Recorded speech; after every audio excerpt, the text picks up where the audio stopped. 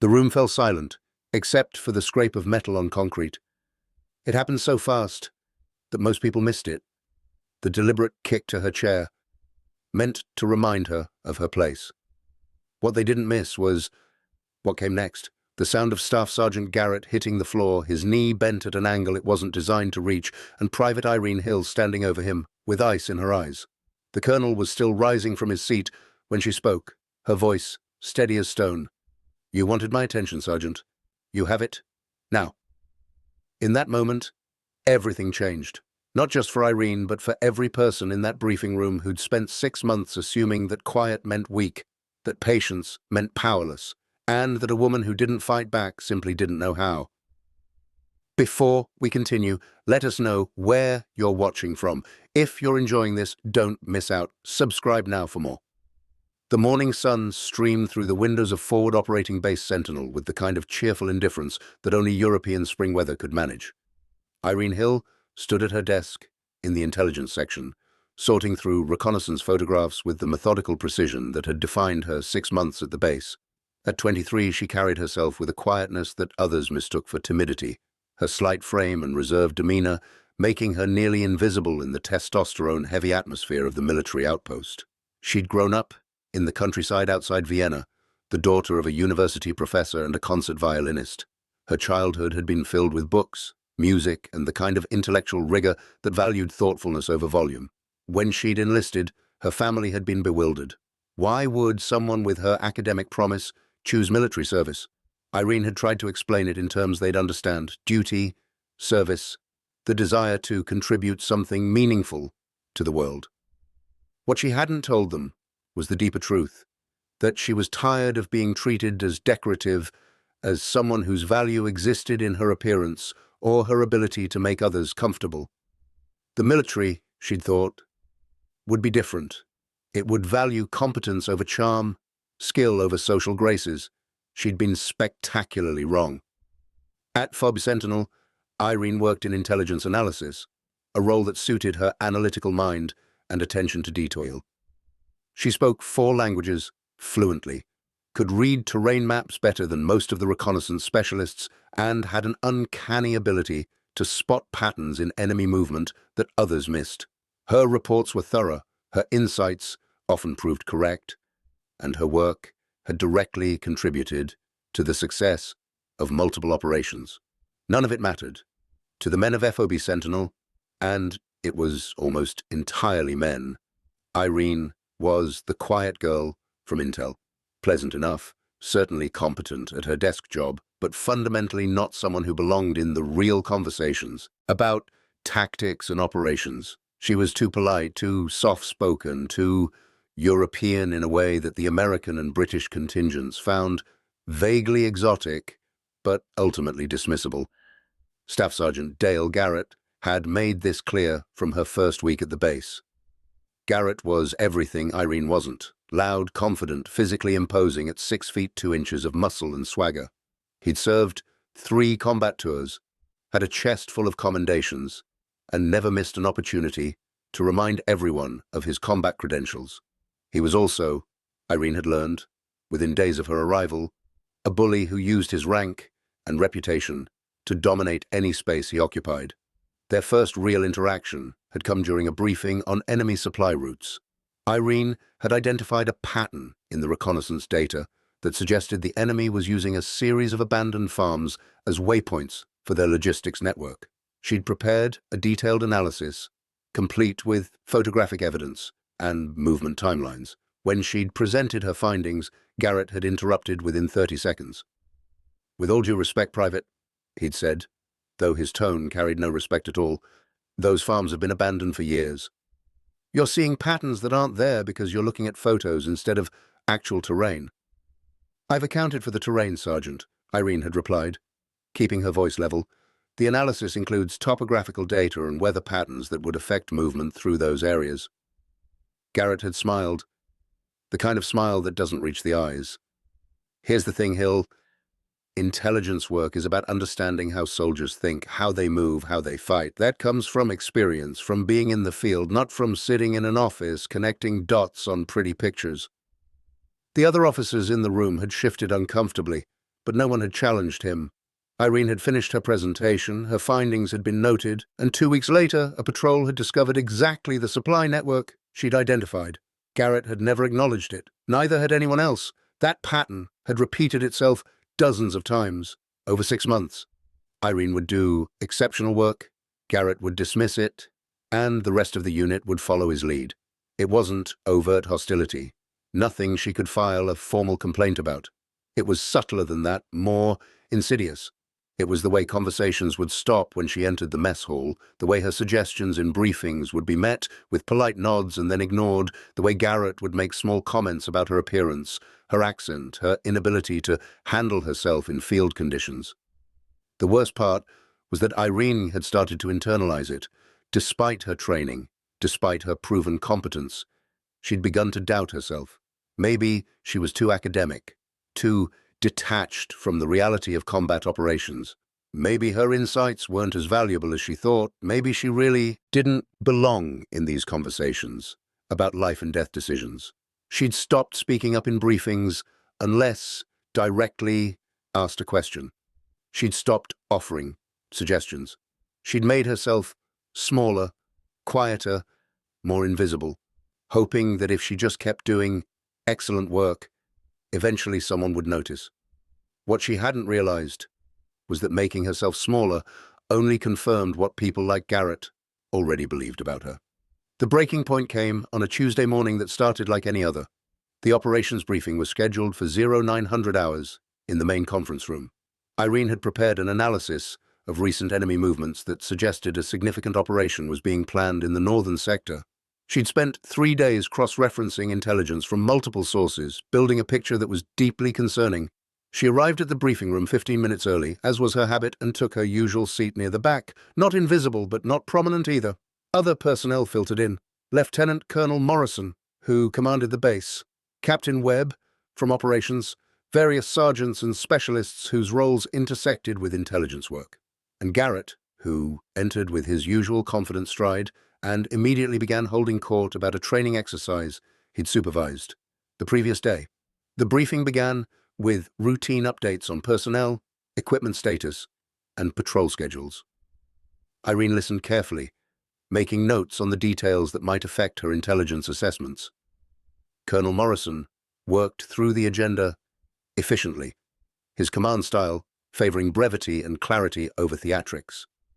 When the discussion turned to threat assessment, Captain Webb called on Irene to present her analysis of enemy activity in the northern sector.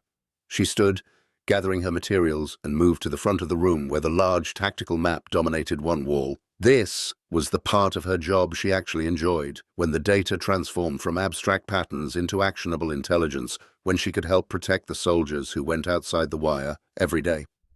Over the past 72 hours, she began, her accent lending a precise cadence to her words, we've observed a significant increase in enemy communications traffic in the northern sector. Cross-referencing this with reconnaissance imagery and local informant reports suggests they're consolidating resources for a major operation, likely targeting either our supply convoys or the village of Kestenholz. She indicated positions on the map, explaining the pattern of enemy movements, the unusual concentration of vehicles, the communications intercepts that suggested command-level planning. Her analysis was thorough, her conclusions carefully hedged with appropriate caveats about intelligence limitations. Garrett sat 3 rows back, his chair tilted precariously on 2 legs, his expression one of theatrical boredom. Irene was aware of him in her peripheral vision, but refused to let his presence derail her presentation. Based on this analysis, she concluded, I recommend increased patrols in the northern sector and enhanced security for supply convoys over the next 7 to 10 days. She looked to Colonel Morrison for questions. Instead, Garrett spoke. So, you're saying we should redeploy significant resources based on some radio chatter and a few photos of trucks? His tone was dismissive, almost mocking. No offense, Hill, but enemy communications traffic fluctuates all the time. Doesn't mean they're planning something major. Irene kept her voice steady. The traffic patterns are unusual, Sergeant. The volume and encryption levels suggest command involvement, not routine operations. Or it could be nothing, Garrett countered. Intelligence analysis is great for the big picture, but field experience tells you when something's actually a threat. I've been doing this for 8 years. I've seen 100 significant threat assessments that turned out to be noise. Captain Webb intervened. Sergeant Garrett, Private Hill's assessments have been consistently accurate. I think we should take her recommendations seriously. I'm not saying we ignore them, Garrett replied, his chair still tilted back in deliberate casual disrespect. I'm saying we need perspective. Hill's talented at her job. No question. But she's never been outside the wire, never been in actual combat. That limits her ability to assess what enemy activity actually means. The comment hung in the air like smoke. It was true. Technically, Irene's role kept her on base, analyzing data rather than collecting it. But it was also a weapon, a way to discount everything she'd said by questioning not her analysis, but her right to offer it. Irene opened her mouth to respond, to explain that intelligence analysis didn't require combat experience any more than surgery required the surgeon to have been wounded. But before she could speak, Garrett made his fatal mistake. He'd been rocking his chair throughout the exchange, a display of casual dominance meant to show he wasn't intimidated by officers or formal briefings. As Irene stood there, trying to find words that would penetrate his willful dismissal, he let his chair drop forward and, in a gesture that was deliberately calculated, kicked the leg of her chair where she'd been sitting moments before. It was a small action, easily deniable as accidental, just Sergeant Garrett being his usual restless self, not quite able to sit still through another boring briefing.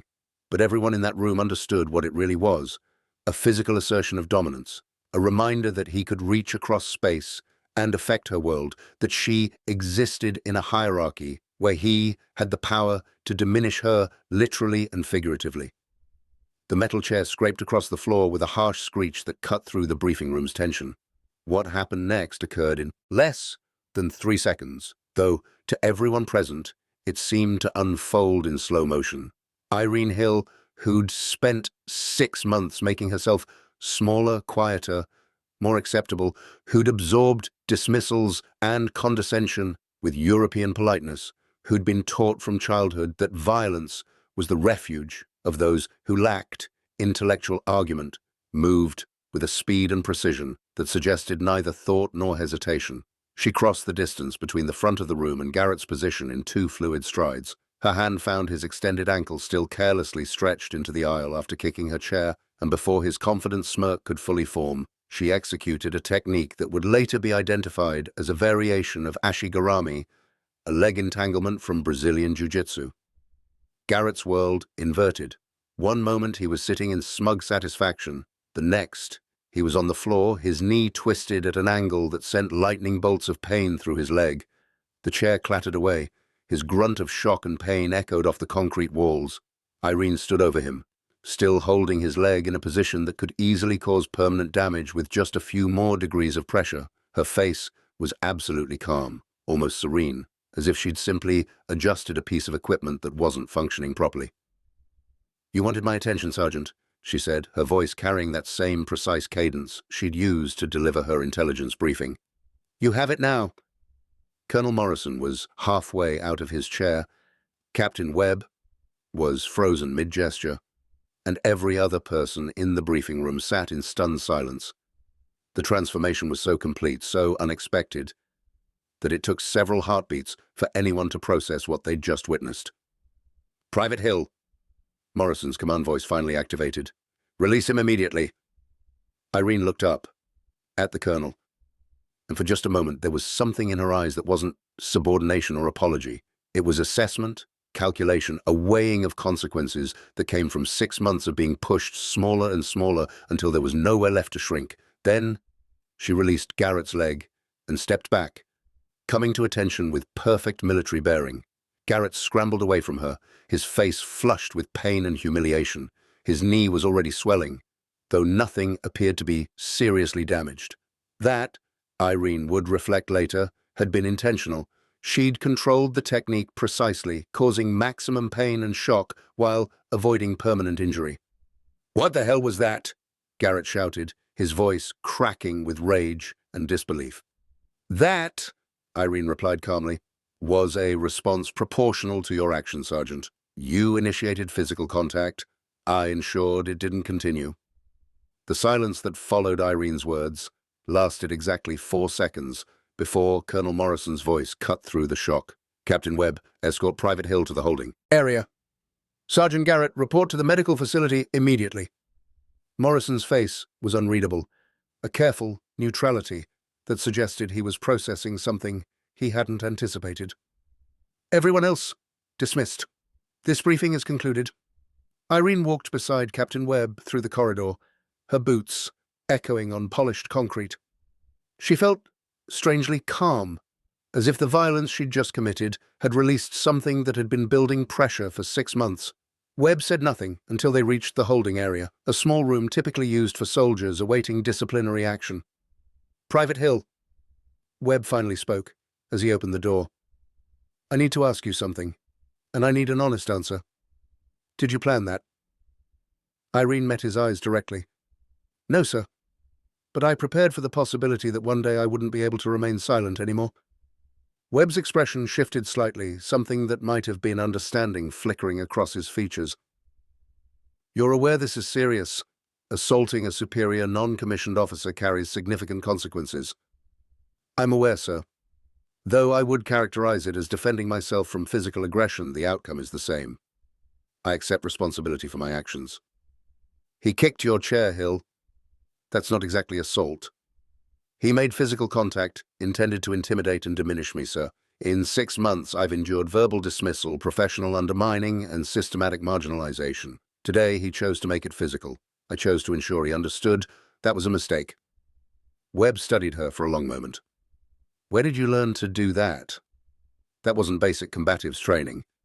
"No, sir, it wasn't." "Are you going to tell me where?" Irene considered this carefully. "My father believed that women should be able to defend themselves. He enrolled me in martial arts training when I was 12. I studied Brazilian jiu-jitsu for 11 years before enlisting. It seemed prudent not to advertise that fact. Because you thought it would make you a target. Because I thought it would make me seem threatening, sir. I was already fighting to be taken seriously as an intelligence analyst. I didn't want to add physical threat to the list of reasons people might avoid working with me." Webb shook his head slowly. "So, you made yourself smaller, quieter, more acceptable, until I couldn't anymore, sir. Private Hill, I'm going to be honest with you. What you did in that briefing room was insubordinate, violent, and completely outside military protocol." He paused, and his voice dropped slightly. "It was also the most honest thing anyone's done on this base in 6 months. Garrett's been bullying personnel since he arrived, and everyone's too concerned about his combat record to call him on it. That doesn't excuse what I did, sir." "No, it doesn't. But it provides context." Webb moved toward the door, then stopped. "Hill, one more question. When you had Garrett's leg locked, you could have seriously injured him. Why didn't you?" Irene's answer was immediate. "Because the point wasn't to cause permanent damage, sir. The point was to demonstrate that being quiet doesn't mean being powerless, that being underestimated can be a tactical advantage, and that physical dominance isn't the only kind of strength that matters." Webb nodded slowly. "Colonel Morrison will want your written statement within the hour. I suggest you be as clear and detailed as you just were with me." After he left, Irene sat in the holding room and stared at the blank walls. She'd crossed a line she couldn't uncross, had allowed 6 months of frustration to explode into 3 seconds of violence. The consequences would be severe, possibly a court-martial, almost certainly discharge from service, the end of the military career she'd worked so hard to build. But as she sat there in the quiet room, Irene realized she felt lighter than she had in months. She'd been so focused on being the person others would accept that she'd forgotten who she actually was. Today, Garrett had reminded her, and she'd reminded him that assumptions about weakness were dangerous things to base your behavior on. The investigation began within hours. Military justice moved with methodical efficiency when an enlisted soldier assaulted a non-commissioned officer, especially when witnesses, included a lieutenant colonel and half the base's operations staff. Irene spent the afternoon writing her statement, carefully documenting not just the incident but the 6 months of context that preceded it. She included specific examples of Garrett's dismissive behavior, instances where her analysis had been ignored only to prove accurate later, and the pattern of marginalization that had defined her experience at Forward Sentinel. She didn't try to justify what she'd done. Violence was violence, regardless of provocation. But she did try to explain why a person trained to respond to threats with precision and control had finally chosen to respond instead of absorbing. The deliberate kick to my chair represented an escalation from verbal to physical intimidation, she wrote. In that moment, I assessed that further passive acceptance would only reinforce Sergeant Garrett's belief that he could act without consequence. I responded with controlled force, designed to neutralize the threat without causing permanent injury. It sounded clinical on paper, stripped of the emotion that had driven those 3 seconds of action. But Irene had learned long ago that emotion, while valid, was often used to dismiss women's perspectives as hysterical or overreactive. Better to present the facts cleanly and let others draw their own conclusions. The medical report on Garrett arrived before dinner: strained knee ligaments, significant bruising, no permanent damage. He'd be on light duty for 2 weeks, but would make a full recovery. The report also noted, with clinical detachment, that the technique used had been precisely controlled, suggesting significant training and deliberate restraint. That last phrase would prove more important than Irene initially realized. By evening, word of the incident had spread throughout the base. Irene heard fragments of conversation from her holding area as personnel moved through the adjacent corridors. The reactions were mixed, predictable in their division. She assaulted a sergeant. Doesn't matter what he said or did, you don't put your hands on a superior. You didn't see it, man. Garrett's been pushing her around for months. Something had to give. I heard she's some kind of martial arts expert, been hiding it this whole time. Explains why she never reacted before. She knew she could hurt someone if she did. Still doesn't excuse it. Military has rules for a reason. Rules that protect guys like Garrett while they make everyone else's life miserable. The debate raged across the base, splitting roughly along lines of experience with Garrett's behavior.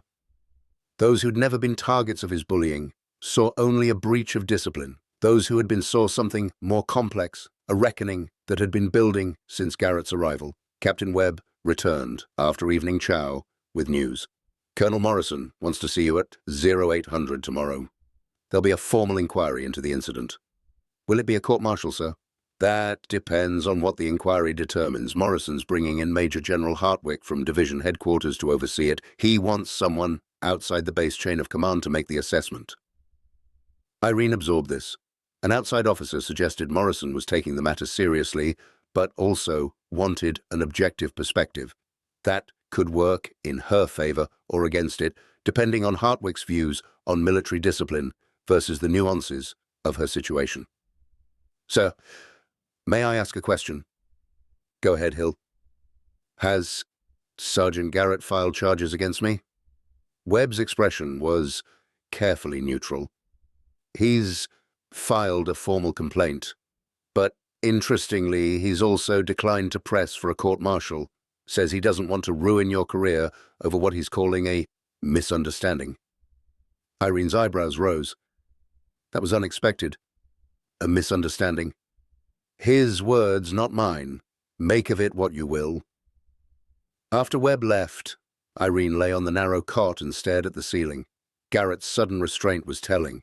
Either he recognized that a formal investigation would expose his months of harassment, or he genuinely believed that what had happened was somehow less serious than it appeared. Neither interpretation suggested he'd learned anything from having his knee twisted in front of his colleagues, but perhaps, Irene thought, the lesson wasn't meant for him alone. Major General Patricia Hartwick arrived at FOB Sentinel at 0700. The next morning, she was 52, with steel-grey hair, pulled back in a regulation bun and a reputation for cutting through bureaucratic nonsense to find the truth of situations. Irene had researched her the night before using the brief internet access she'd been granted to prepare her written statement. Hartwick had commanded in 3 theaters, had advocated for expanded roles for women in combat positions, and had once famously court-martialed a colonel for creating a hostile work environment. She was, in other words, exactly the kind of officer who would neither automatically side with rank nor automatically sympathize with gender-based grievances. The inquiry convened in Colonel Morrison's conference room. Present were Hartwick, Morrison, Captain Webb, a legal officer from division headquarters, and a stenographer to document the proceedings. Irene sat across the table from them in her dress uniform, her posture perfect, her expression composed. Garrett had been interviewed earlier, away from Irene's presence. She'd watched him limping to the conference room, his knee heavily wrapped, his face carrying an expression that mixed pain with something harder to identify. Not quite embarrassment, but not quite defiance either. Hartwick opened the inquiry with characteristic directness. Private Hill, you're here because you physically assaulted Staff Sergeant Garrett during an operational briefing. Before we discuss the specifics of that incident, I want to understand the context of your service at FOB Sentinel. How long have you been stationed here? 6 months, ma'am. And your role is intelligence analysis? Yes, ma'am. I focus primarily on enemy movement patterns and communications intelligence. Captain Webb tells me you're quite good at your job. Your analysis has contributed to several successful operations. I do my best to serve effectively, ma'am. Hartwick's eyes narrowed slightly. That's a very careful answer, Private. Let me ask you more directly, do you believe your contributions have been appropriately recognized and valued by this command? The question hung in the air. Irene could feel Morrison shift slightly in his seat. This was the crux of it. Whether her actions existed in isolation or as the culmination of a larger pattern of mistreatment. Ma'am, I believe my work has been utilized. Whether it's been valued is a more complex question. I'm asking for your honest assessment, Private. You're already facing serious consequences. Diplomatic answers won't help your case. Irene took a breath. No, ma'am, I don't believe my contributions have been appropriately valued. I believe they've been systematically dismissed, often by Sergeant Garrett, and that this dismissal has undermined both my effectiveness and the quality of intelligence available to this command. Morrison's expression remained neutral, but something flickered in his eyes. Recognition, perhaps, or acknowledgement of a truth he'd allowed himself to overlook. Hartwick consulted her notes. I've reviewed your service record. Your performance evaluations are consistently excellent. Your analysis has proven accurate in multiple instances. Yet, you're telling me you felt undervalued. Why didn't you file a formal complaint? Because, ma'am, the behavior I experienced wasn't overtly actionable. It was subtle. Dismissive comments, interrupted presentations, suggestions ignored in briefings, then implemented later without credit. The kind of marginalization that's difficult to document but effective at diminishing someone's influence. And Sergeant Garrett was the primary source of this behavior. He was the most consistent source, ma'am. But others followed his lead. Hartwick leaned forward. Private Hill, let's talk about what happened yesterday morning. Walk me through your thinking in those moments before you acted. Irene had rehearsed this part of her testimony throughout the sleepless night. She needed to be honest without seeming defensive, clear without appearing to justify unjustifiable actions. Ma'am, I was presenting intelligence analysis when Sergeant Garrett interrupted to question my conclusions. This wasn't unusual. He'd done it many times before. What was different was that his criticism wasn't substantive. He wasn't challenging my data or methodology. He was challenging my right to offer analysis because I lack combat experience. A not unreasonable concern in some contexts, Hartwick observed. Agreed, ma'am. Combat experience provides perspective that desk work cannot, but intelligence analysis is its own discipline. I don't need to have been in firefights to recognize patterns in enemy communications or to assess terrain advantages from reconnaissance imagery. Continue. Sergeant Garrett had been rocking his chair throughout the briefing, a behavior I recognized as deliberate disrespect. When I tried to respond to his criticism, he kicked my chair. It was a small action, easily deniable as accidental, but everyone in that room understood what it represented, a physical assertion of dominance, a reminder that he could affect my space, my sense of safety. Irene paused, choosing her next words carefully. Ma'am, I've spent 6 months making myself smaller, to be more acceptable, quieter, less assertive, more willing to absorb dismissal without response. In that moment, I realized that strategy had failed completely. I wasn't being respected for my restraint. I was being targeted because of it. So, you decided to respond with violence. I decided to respond with the kind of language Sergeant Garrett seemed to understand. Ma'am, physical dominance. But I did so with control and precision. I could have seriously injured his knee. I chose not to. I could have continued the engagement. I chose to disengage immediately when ordered. Hartwick consulted the medical report. The examining physician noted that your technique showed significant training. Where did you learn Brazilian Jiu-Jitsu? Private. From my father initially, ma'am, then from instructors in Vienna. I trained for 11 years before enlisting. And you never mentioned this in your service record? It wasn't required information, ma'am, and I believed, perhaps incorrectly, that advertising martial arts expertise would make me seem threatening. I was already struggling to be taken seriously as an analyst. I didn't want to add complexity to that challenge. Morrison spoke for the first time. So, you hid a significant capability because you thought it would work against you? Yes, sir. I believed that being physically capable would overshadow my intellectual contributions, that people would see me as the martial arts girl rather than as a competent analyst. Hartwick made a note, her expression thoughtful. Private Hill, I'm going to ask you a question that may seem tangential, but I want your honest answer. If you could go back to yesterday morning, knowing what you know now about the consequences, would you make a different choice? Irene had expected this question. She'd wrestled with it through the night, trying to determine if honesty or strategic regret would serve her better. In the end, she chose truth. Ma'am, I wish the circumstances had been different. I wish Sergeant Garrett hadn't spent 6 months undermining my work. I wish he hadn't chosen to make his dismissal physical. But given the exact circumstances as they occurred, with the choices available to me in that moment? She paused. No, ma'am, I would not make a different choice. The room went very quiet. You understand, that makes you sound unrepentant, Hartwick said. I understand, ma'am, but you asked for honesty. The truth is that I'm not sorry for defending my dignity and establishing boundaries. I'm sorry that it required violence. I'm sorry that military discipline demands I face consequences, but I'm not sorry for refusing to accept treatment that was designed to make me feel worthless. Hartwick and Morrison exchanged a long look. The legal officer shifted in his seat, clearly uncomfortable with Irene's refusal to perform the expected contrition. Private Hill, Hartwick finally said, you're dismissed for now. Remain available for further questioning.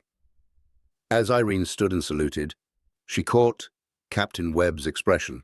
He looked simultaneously concerned and impressed, as if watching someone commit professional suicide with perfect form and technique. 3 months had passed since the inquiry that changed everything at FOB Sentinel. Irene stood in the operations briefing room, the same room where she'd twisted Garrett's knee. But her position had fundamentally shifted. She now wore the patch of the Tactical Intelligence Integration Unit, a newly created role that Colonel Morrison had established following Major General Hartwick's recommendations. The inquiry had concluded with a verdict that surprised everyone, except perhaps Hartwick herself. Irene had received a formal reprimand for her actions, a notation in her service record that acknowledged she'd violated military discipline. But she'd also received something unprecedented, a commendation for her intelligence work and a promotion to specialist, along with expanded responsibilities that included field deployment authorization. Hartwick's final report had been scathing in its assessment of FOB Sentinel's culture. She'd documented a pattern of marginalization that extended beyond Irene to include other analysts and support personnel. Her recommendations had triggered a comprehensive review of how intelligence contributions were integrated into operational planning. Garrett had been transferred to a logistics position at division headquarters. Technically a lateral move, but everyone understood it for what it was: removal from field operations and the informal authority he'd wielded for years. His knee had healed completely, though Irene heard he now thought twice before dismissing analysts who briefed him. Today's briefing focused on the northern sector operation that Irene had identified 3 months earlier. Her analysis had proven devastatingly accurate. The enemy had been planning a major operation, and the increased patrols she'd recommended had disrupted their timeline enough to prevent a coordinated attack on supply convoys. The success of Operation Watchful Eye, Colonel Morrison announced to the assembled personnel, was due primarily to the intelligence work of Specialist Hill. Her analysis identified the threat when others missed it. Her persistence in presenting that analysis, despite significant resistance, saved lives. He paused, looking directly at Irene. I've learned something important over these past months. Good intelligence requires analysts who can see patterns others miss, but it also requires commanders who listen when those analysts speak. We failed in that second requirement. That failure nearly cost us dearly. The room was silent. Several personnel who'd witnessed the original incident shifted uncomfortably. Others, particularly those who'd experienced similar dismissals, sat straighter, as if Morrison's words had validated something they'd long felt but never spoken. Specialist Hill, Morrison continued, has been training our operations staff on intelligence integration. She's also been cleared for field deployment, which means she'll be accompanying reconnaissance patrols to provide real-time analysis. This represents a significant expansion of how we utilize our intelligence assets. After the briefing, Captain Webb approached Irene as she gathered her materials. "You're going to outside the wire tomorrow," he said. "First field deployment." "Nervous?" "Focused, sir," Irene replied. "I've been preparing for this." "I know you have." "Hill, can I ask you something? That day in the briefing room when you had Garrett on the floor, did you know how it would turn out?" Irene considered this carefully. "I knew that continuing to be silent was no longer an option, sir. I knew that I had to establish boundaries, regardless of the consequences. What I didn't know was whether anyone would understand why. Hartwick understood, Morrison understands now, and a lot of people on this base understand better than they did 3 months ago. Understanding doesn't change what happened, sir. I still violated discipline. I still used violence when other options existed." "Maybe," Webb said. "Or maybe you did exactly what was necessary to break a pattern that was harming more people than just you. Sometimes the only way to change a system is to demonstrate that the system's assumptions are wrong." That evening, Irene prepared her field gear for the next day's patrol. Among her equipment was the intelligence kit she'd designed, said portable analysis tools, communication equipment, and reference materials that would allow her to assess situations in real time rather than hours after the fact. The patrol departed at dawn, a 6-vehicle convoy heading into terrain that Irene had studied for months but never physically experienced. Sitting in the second vehicle, she felt the weight of expectation, not just from the soldiers around her, but from every analyst who'd ever been dismissed as just desk support. Lieutenant Chen, leading the patrol, had been skeptical about bringing an intelligence specialist into the field. "No offense, Hill," he'd said during the pre-mission briefing, "but you're going to slow us down." "Then I'll keep up, sir," Irene had replied simply. The first 2 hours of the patrol were routine. Winding roads through villages where children waved at the passing vehicles and elders watched with the cautious neutrality of people who'd seen too many armed convoys pass through their lives. Irene monitored communications traffic, cross-referencing what she heard with the geographical features around them. At the 3rd checkpoint, she noticed something that made her signal Chen to halt the convoy. "Sir, the communications pattern here is wrong. We should be hearing routine local traffic, but there's almost complete silence. That suggests either equipment failure or deliberate communications discipline." Chen studied the terrain ahead, then looked at Irene. "What are you thinking?" "I'm thinking someone knows we're here and doesn't want us to know they know, sir. I recommend we alter our route, take the secondary road through the valley instead of the main highway." The decision took 30 seconds. Chen trusted the intelligence, trusted the analyst who'd been right about the northern sector, trusted that expertise came in many forms. "We take the valley route," he ordered. 2 hours later, they learned that the main highway had been targeted with improvised explosives, positioned exactly where the convoy would have been. The devices had been discovered by a follow-on patrol, but only because Irene's route change had forced the enemy to reveal their preparations prematurely. "You saved this patrol," Chen said afterward, his skepticism replaced by something approaching awe. "How did you know?"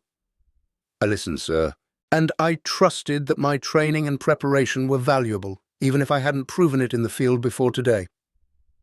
Back at Forward Sentinel, word of the successful patrol spread quickly. Irene's field deployment had validated what Hartwick's inquiry had established, that intelligence expertise was its own form of combat capability, that diverse skills made units more effective, and that assumptions about who belonged in which roles often limited operational success. 6 months after the incident that had nearly ended her career, Irene Hill stood in the same briefing room where everything had changed. She was preparing a training presentation for newly arrived intelligence personnel, sharing lessons learned from her experience. "Being underestimated," she told them, "can be frustrating. It can make you doubt yourself, make you smaller, make you question whether you belong.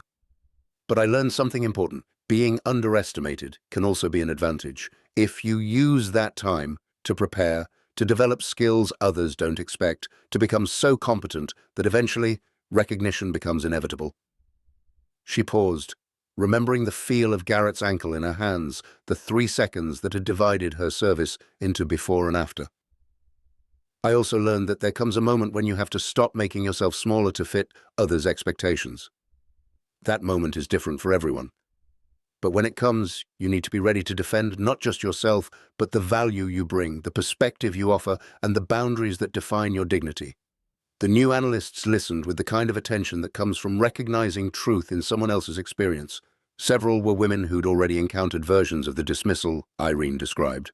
Others were men who'd been marginalized for different reasons. Too intellectual, too quiet, too different from the combat veteran stereotype that dominated military culture.